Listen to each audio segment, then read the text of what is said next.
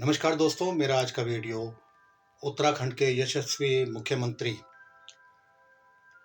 पुष्कर धामी जी, गढ़वाल लोकसभा क्षेत्र के सांसद श्री अनिल बलूनी जी को और जितने भी उत्तराखंड में सांसद हैं, विधायक हैं और जो भी चारधाम यात्रा से संबंधित अधिकारी हैं, उनको समर्पित है। जैसा कि हम सभी जानते हैं, 30 अप्रैल 2025 से उत्तराखंड में चारधाम यात्रा शुरू हो रही है और इसके लिए सरकार बहुत पहले से ही तैयारियां करती है और ये अच्छी बात भी है, क्योंकि उत्तराखंड में आने वाले सभी श्रद्धालुओं, पर्यटकों को किसी प्रकार से कोई भी दिक्कत नहीं होनी चाहिए। ये हम सभी का फर्ज बनता है, क्योंकि उत्तराखंड देवभूमि है और अतिथि देवो भव का भाव सभी उत्तराखंडियों के मन में होता है और यह यात्रा बहुत अच्छी चले। यहाँ के सभी जो निवेशक हैं, जिन्होंने यहाँ पर अपने छोटे मोटे कारोबार खोल रखे हैं, उन सभी का इससे कारोबार चलता है और उनको एक मौसमी रोजगार मिलता है, जो बहुत अच्छी बात है और उत्तराखंड की इकोनॉमी को ये रफ्तार देता है। तो इस तरह से हम ये कह सकते हैं कि ये जो चारधाम यात्रा होती है, ये उत्तराखंड के विकास के लिए बेहद ज़्यादा जरूरी है। अब आते हैं दूसरी ओर, इसका एक और पक्ष है कि जब ये उत्तराखंड में चारधाम यात्रा अपने चरम पर होती है, तो ये देखा जाता है कि यहाँ की जो व्यवस्थाएं हैं वो पूरी तरह से चौपट हो जाती हैं। यहाँ पर बहुत ज़्यादा भीड़ होने की वजह से जो सामान्य घरेलू वस्तुएं, जो रोजमर्रा की वस्तुएं हैं, उनकी मांग बहुत ज़्यादा बढ़ जाती है और इससे क्या होता है, कुछ दुकानदार लोग इस चीज़ का फायदा उठाते हैं और वो चीज़ों का रेट बढ़ा देते हैं। इससे जो यहाँ के जो लोकल निवासी, जो स्थानीय निवासी हैं, उनके लिए बहुत बड़ी परेशानी पैदा हो जाती है कि उनकी जो वस्तुएं हैं उनकी कीमतें बढ़ जाती हैं और चारों तरफ महंगाई हो जाती है। और इसके अलावा जो ट्रांसपोर्ट व्यवस्था है वो बहुत ही बुरी तरह से चरमा जाती है। यहाँ पर यहाँ के जो लोकल लोग होते हैं, उनको अगर थोड़ी दूर जाना होता है, उनको घंटों इंतजार करना पड़ता है। जो बसेज होती हैं वो पूरे यात्रियों से भरी होती हैं और वो सीधा बद्रीनाथ केदारनाथ की तरफ दौड़ रही होती हैं। उनको बीच की सवारियों से कोई मतलब नहीं होता है और कई जो बस ऑपरेटर्स होते हैं वो इस स्थिति का बहुत फ़ायदा उठाते हैं। वो जब यात्री उनको बोलते हैं, रिक्वेस्ट करते हैं चढ़ा लो, तो वो सीधा बोल देते हैं कि बस में कोई जगह नहीं है और अगर आप खड़े होकर जाना चाहते हैं तो हमें कोई दिक्कत नहीं है। इस तरह से वो बस में सवारियां भर लेते हैं, जो कि काफ़ी खतरनाक काम होता है। उन सवारियों से वो मन माना किराया वसूलते हैं और जो सबसे खतरनाक बात इसमें ये है कि वो यात्रियों को टिकट भी नहीं देते हैं। अगर मान लीजिए कोई दुर्घटना हो जाए, ये सरकार इस चीज़ पर जरूर ध्यान दे और इसका सॉल्यूशन एक ही है कि हर घंटे वहाँ पर लोकल बसें चलाई जाएं, जो चाहे वो छोटी बसें हों, वो लोकल बसें हर घंटे में यहाँ कर लो वहाँ पर जो है चलती रहें, जिससे वहाँ के जो आम नागरिक हैं उनका जीवन भी चलता रहे। और जैसे कुछ बूढ़े होते हैं, महिला होती हैं, बच्चे होते हैं, वो बेचारे घंटों तक या तो पैदल चलते हुए दिखेंगे आपको, या वो बैठे रहते हैं बस के इंतजार में। और जो ये बस वाले होते हैं, इनको किसी पे दया धर्म वगैरह कुछ होता नहीं है, क्योंकि इनको सिर्फ उस समय पैसा ही पैसा नजर आता है। तो इसके अलावा जो दूसरी यहाँ पर व्यवस्था जिसका बहुत ही बुरा हाल होता है, वो है यहाँ पर जो छोटी हमारी जो ये मैक्स होती हैं, सुमो होती हैं, इनके जो ऑपरेटर्स होते हैं।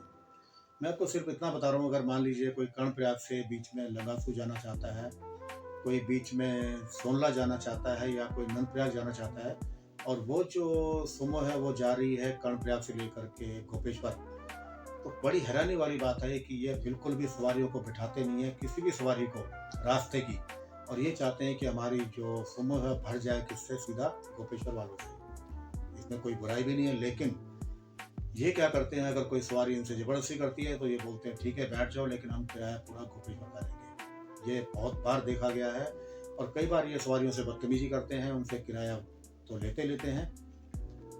तो इस तरह से अगर कोई नहीं देता, किसी पे किराया ज़्यादा नहीं है, तो वो वहाँ पर घंटों इंतजार करता है, लेकिन ये किसी सवारी को बिठाते नहीं है। तो इन दोनों ही समस्याओं का मैंने जो सोल्यूशन बताया है वो यही है सरकार को, कि सरकार यहाँ पर लोकल बसें चलाए बिल्कुल, और इस बात का बेहद ज़्यादा ध्यान रखे कि यहाँ पर जो लोगों का आम लोग जो यहाँ पर रहते हैं, लोकल निवासी यहाँ के, उनको किसी भी तरह की परेशानी ना हो, उनको भी यातायात के साधन मिलते रहें। यह तभी होगा जब सरकार वहाँ पर छोटी-छोटी बसें जो लोकल होती हैं उनको चलाएगी, जिसको 1-1 घंटे में चलाया जा सकता है।